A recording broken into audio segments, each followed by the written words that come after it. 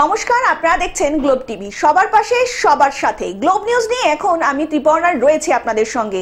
এক নজরে দেখে নেব আজকের বিশেষ খবর। ভারত বন্ধের প্রভাবে ক্ষতিগ্রস্ত হতে হলো বাস মালিকদের। ড্রেনের জল উপচে পড়ায় প্লাবিত এলাকা।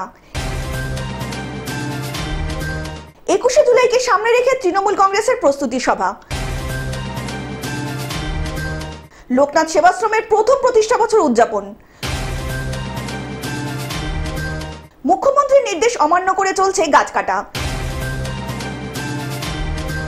প্রজ্ঞানন্দের প্রশংসায় বিশ্বনাথন আনন্দ। কলকাতার আবহাওয়া।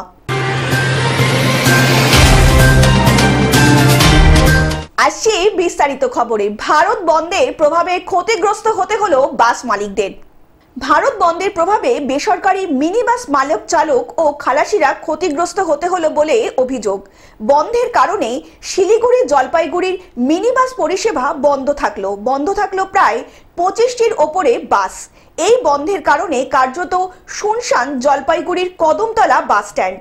বামপন্থী বিভিন্ন ট্রেড ইউনিয়নের ডাকে বন্ধের মিশ্র প্রভাব পড়ল সব জায়গায়। অফিস স্কুল খোলা থাকলেও জলপাইগুড়ি মিনি বাস স্ট্যান্ডের চিত্রটা ছিল একটু বিপরীত। 25টির ওপর মিনি বাস প্রায় একেবারেই বন্ধ করে দিয়েছিল বাস মালিক কর্তৃপক্ষ। আর এই বন্ধের প্রভাব পড়েছে কার্যত বাস চালক ও খালাসিদের ওপরেই। অন্যদিকে নিত্যযাত্রীদের দরুন অসুবিধার মধ্যে পড়তে হয়েছে। এই বন্ধের প্রভাবে পরিস্থিতি আরো খারাপ হয়েছে বলে জানিয়েছেন বাস মালিক কর্তৃপক্ষ থেকে আমজনতা। এমনিতে মিনিবাসে কোনো লোকজন আসে না, তারপরে হরতাল। আমরা দিনে দিনকে আমার যে কি অবস্থা আমরা একমাত্র জানি, সেটা অন্য কেউ বুঝতে পারে না। যারা হরতাল তারা কোনো বুঝতে পারে না, যারা দিন আনে দিন খায় তারা একমাত্র জানে হরতালের মানেটা কি। জলপাইগুড়ি থেকে সায়ন সেনের রিপোর্ট, গ্লোব নিউজ। ড্রেনের জল উপচে পড়ায় প্লাবিত এলাকা। দীর্ঘ কয়েক বছর ধরে এলাকায় থাকা পৌরসভার ড্রেনটি নোংরা আবর্জনায় ভরে রয়েছে।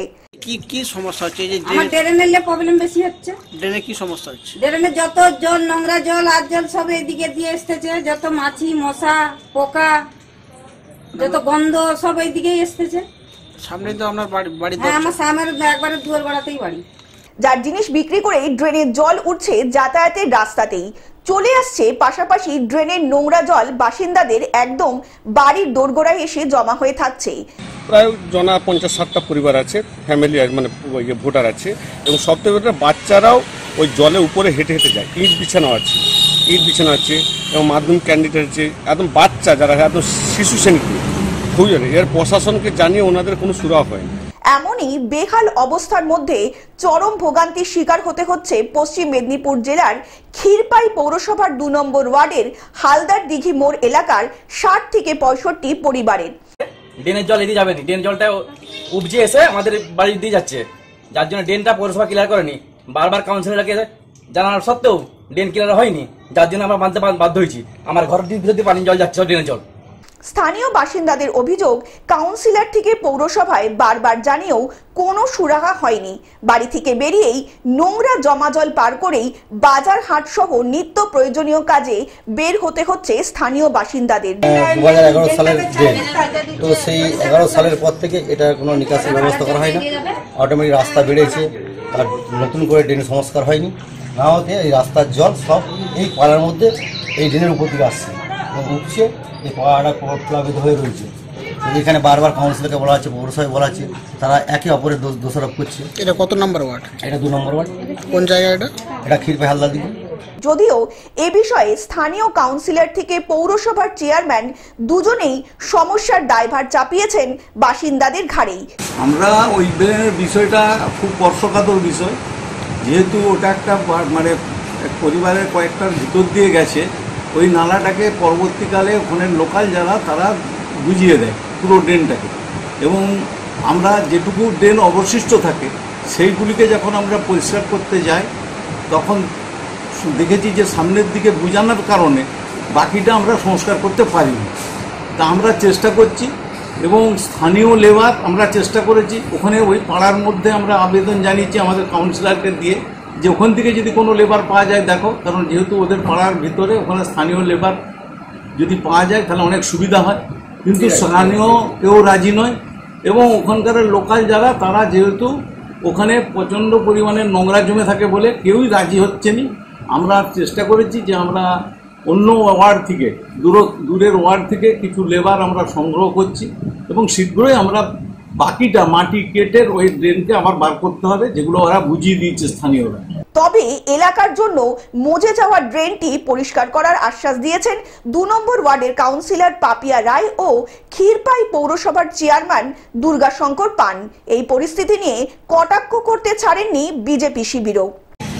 শুনুন, এখন বিরোধীদের তো এটা অভ্যাস, ওরা পশ্চিমবাংলা জুড়ে মাননীয় মুখ্যমন্ত্রী মমতা বন্দ্যোপাধ্যায়ের হাত ধরে যেভাবে উন্নয়ন হয়েছে সেই উন্নয়নটাকে ওরা সহ্য করতে পারছে না। সামনে নির্বাচন, ওরা যা হোক একটা ইস্যু নিয়ে মিথ্যে এগুলো রটানোর চেষ্টা করছে। তো ওইখানে কি হয়েছে আমরা ওই এলাকার যারা আমাদের দলের নেতৃত্বরা আছে তাদের কাছ থেকে আমরা খোঁজখবর নিচ্ছি এবং পৌরসভার প্রশাসনের সাথে আমরা যোগাযোগ করে দ্রুত সমস্যাটা মিটিয়ে দেওয়ার চেষ্টা করছি। পশ্চিম মেদিনীপুর থেকে কল্যাণ মণ্ডলের রিপোর্ট, গ্লোব নিউজ। ২১শে জুলাইকে সামনে রেখে তৃণমূল কংগ্রেসের প্রস্তুতি সভা। ২১শে জুলাইকে সামনে রেখে ডায়মন্ড হারবার রবীন্দ্র ভবনে অনুষ্ঠিত হলো তৃণমূল কংগ্রেসের প্রস্তুতি সভা। আমার অন্তরের অন্তঃস্থল থেকে কৃতজ্ঞতা, অভিনন্দন, অনেক অনেক আশীর্বাদ, ভালোবাসা জ্ঞাপন করব। আমরা জানি কাকে, আমরা জানি ২১ মানে আবেগ, ২১ মানে লড়াই, ২১ মানে শক্তি, ২১ মানে সাহস। সেই ডায়মন্ড হারবারের শক্তি, সাহস, আবেগে যিনি পরিণত হয়ে আজকের আমরা রবীন্দ্র ভবন নয়, আশেপাশে যেদিকেই যাচ্ছি জনপ্লাবন তৈরি করেছেন কে? আমাদের আবেগ শামীম আহমেদ। সেই শামীম আহমেদ এই সভার নেতৃত্ব দেন ডায়মন্ড হারবার বিধানসভার দলীয় পর্যবেক্ষক শামীম আহমেদ এবং সভাপতিত্ব করেন বিধায়ক পান্নালাল হালদার। করে তারা নির্বাচনে জয়লাভ করে, জালিয়াতি করে, কারচুপি করে, সন্ত্রাস করে, রিগিং করে, ভুয়ো ভোটার দিয়ে ভোট দিয়ে নির্বাচনটা প্রহসনে পরিণত। আমরা বারবার ভোটে লড়ি আর হেরে যাই। মমতা ব্যানার্জি দূরদর্শিতার মাধ্যমে বুঝলেন যদি সচিত্র পরিচয় পত্রের মাধ্যমে মানুষ তার প্রকৃত ভোটাধিকার যদি ব্যালট বাক্সে প্রতিফলিত করতে না পারে তাহলে আমরা ক্ষমতায় আসতে পারবো না। এই সভায় উপস্থিত ছিলেন ডায়মন্ড হারবার সাংগঠনিক জেলার তৃণমূলের সভাপতি শুভাশিস চক্রবর্তী, জেলার শ্রমিক সংগঠনের সভাপতি শক্তিপদ মণ্ডল, মহিলা সভাপতি মনমোহিনী বিশ্বাস, ১ নম্বর ব্লকের পঞ্চায়েত সমিতির সভাপতি গৌতম আধিকারী সহ যুব সভাপতি অভিষেক ব্যানার্জি, পঞ্চায়েত সমিতির সভাপতি লয়লা বিবি সহ ডায়মন্ড হারবার বিধানসভার সমস্ত শ্রেণীর নেতৃত্বরা। কারণ এটা শুধু মমতা ব্যানার্জির একার লড়াই নয়, এটা আমাদের ডায়মন্ড হারবার তথা সারা পশ্চিমবাংলার মানুষের লড়াই। আমাদের লড়াই এই কারণে আরও বেশি করে, আমাদের সাংসদের নাম অভিষেক বন্দ্যোপাধ্যায়। আমরা যদি আমাদের সাংসদের দিক থেকে যদি বিরাট কিছু না দেখাতে পারি সেটা আমাদের খারাপ দেখাবে। এবং পঞ্চায়েত প্রধান ও উপপ্রধানের সদস্যরাও 2026-এর বিধানসভার আগে শাসকের কাছে এটি একটি বড় পাওনা বলে মনে করছে রাজনীতি মহল। আমরা গর্বিত তৃণমূল কংগ্রেসের একজন কর্মী হিসেবে, তাই বক্তব্যে করে বড় বাড়াবো না। আমি সুভাষিসদা এখানে আছে, শক্তিদা আছে, কৌশিক আছে, মহরম হতো। সুভাষিসদাকে বলছি, দাদা মারপিট, দাঙ্গা, রক্তের হোলি খেলা চলতো, একটা পাড়ার সাথে একটা পাড়ার গন্ডগোলের প্রতিশোধ না হতো মহরমকে সামনে রেখে। আমাদের পুত্র সম, আমরা গর্বিত যে শামীম আহমেদের নেতৃত্বে মহরমের যে শান্তির বার্তা সমাজকে দিয়েছে। আমরা গর্বিত যে শামীম আহমেদ যে যোগ্যতার সাথে দলকে সমস্ত স্তরের কর্মী এবং নেতৃত্বকে একজোট করে মর্যাদা দিয়ে দলকে পরিচালনা করছে। ডায়মন্ড হারবার থেকে বাইজিৎ মণ্ডলের রিপোর্ট, গ্লোব নিউজ। লোকনাথ সেবাশ্রমের প্রথম প্রতিষ্ঠা বছর উদযাপন। হুগলির কোন্নগরে বাবা লোকনাথ সেবাশ্রমের উদ্যোগে প্রথম প্রতিষ্ঠা বার্ষিকী উদযাপন করা হলো মহা ধুমধামের সাথে। অনুষ্ঠান চলল 4 দিন ব্যাপী। অনুষ্ঠান শুরু হলো অঙ্কন প্রতিযোগিতা দিয়ে। প্রায় 200 জন ছোট বড় প্রতিযোগী অঙ্কন প্রতিযোগিতায় অংশগ্রহণ করে। প্রদীপ প্রজ্বলন করে অনুষ্ঠানের সূচনা করেন হুগলির কোন্নগর পৌরসভার পিতা স্বপন দাস উপপৌর প্রধান গৌতম দাস, বিশিষ্ট ডাক্তার ভবতোষ বিশ্বাস এবং ডাক্তার দেবকুমার ঘোষ। এছাড়াও 2025 সালের মাধ্যমিক এবং উচ্চ মাধ্যমিক উত্তীর্ণ প্রথম স্থানাধিকারী ছাত্রছাত্রীদের সংবর্ধনাও দেওয়া হলো। শ্রীরামপুর তথা কেন্দ্রের সহযোগিতায় প্রফুল্ল দাস বাউল ও তার সম্প্রদায় মনোমুগ্ধ গান পরিবেশন করে উপস্থিত দর্শকদের মন জয় করে তোলেন। অন্যদিকে মন্দিরে দর্শনার্থীদের ভিড় ছিল চোখে পড়ার মতো। গুরু পূর্ণিমারও আয়োজন করা হয়েছে মন্দির চত্বরে। বাবার আশীর্বাদ থাকলে আমরা 200-র উপরে আমরা মহিলা নিয়ে এবছরে আমরা যাত্রা শুরু করব। 4 ঘটিকায় আমরা সবাইকে আমন্ত্রণ জানাচ্ছি যেন কন্যবর তথা বাবা লোকনাথের সমস্ত ভক্তদেরকে আমরা অনুষ্ঠানে আহ্বান জানাচ্ছি। হুগলি থেকে কৌশিক ঘোষের রিপোর্ট, গ্লোব নিউজ।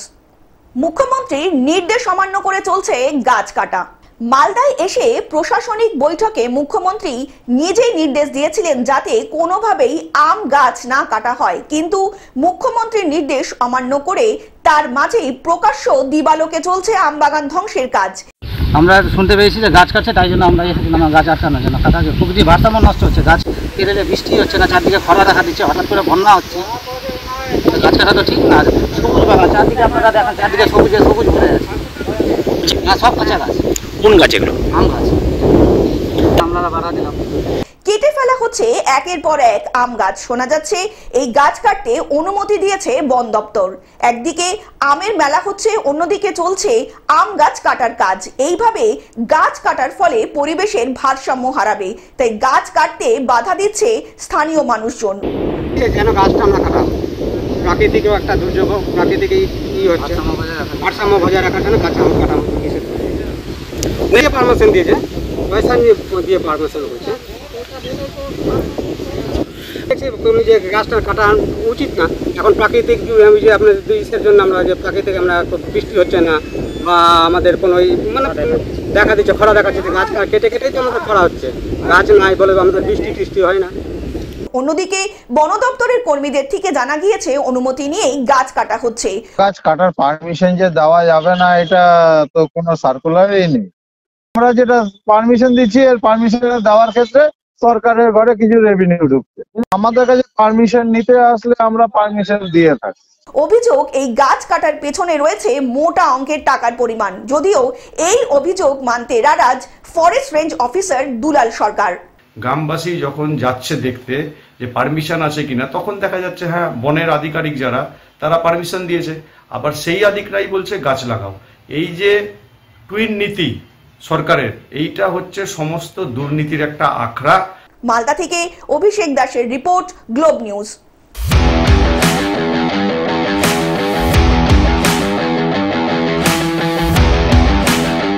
প্রজ্ঞানন্দের প্রশংসায় বিশ্বনাথন আনন্দ। ভারতীয় গ্র্যান্ড মাস্টার প্রজ্ঞানন্দের প্রশংসায় বিশ্বনাথন আনন্দ। গত মাসেই ইউজি চেস মাস্টার চ্যাম্পিয়নশিপ হন প্রজ্ঞা। চলতি মৌসুমে একাধিক সাফল্য পেয়েছেন প্রজ্ঞানন্দ, যা দেখে ইতিমধ্যেই মুগ্ধ গুরু বিশ্বনাথন আনন্দ। তিনি বলেছেন 4টি প্রতিযোগিতা জিতেছে প্রজ্ঞানন্দ। বিশ্ব র্যাঙ্কিংয়ে অনেক ধাপ ওপরে উঠে এসেছে প্রজ্ঞানন্দ। প্রজ্ঞানন্দের সাথে ভারতীয় দাবারও অনেক উন্নতি হয়েছে বলে জানান বিশ্বনাথন আনন্দ। তিনি জানালেন অর্জুন প্রজ্ঞারা দেশকে এগিয়ে নিয়ে যাবে দাবায়। Bureau report, globe news.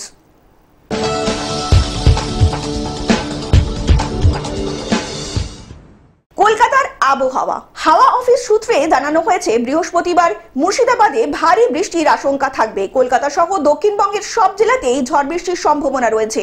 বজ্র বিদ্যুৎ সহ হালকা মাঝারি বৃষ্টির সঙ্গে 30 থেকে 40 কিলোমিটার গতিবেগে দমকা হাওয়াও বইতে পারে। Bureau report, globe news.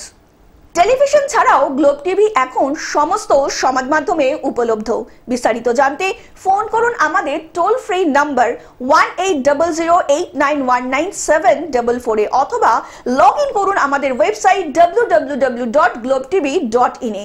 Globe news এখন এ পর্যন্তই। দেখতে থাকুন গ্লোব টিভি, সবার পাশে সবার সাথে। নমস্কার।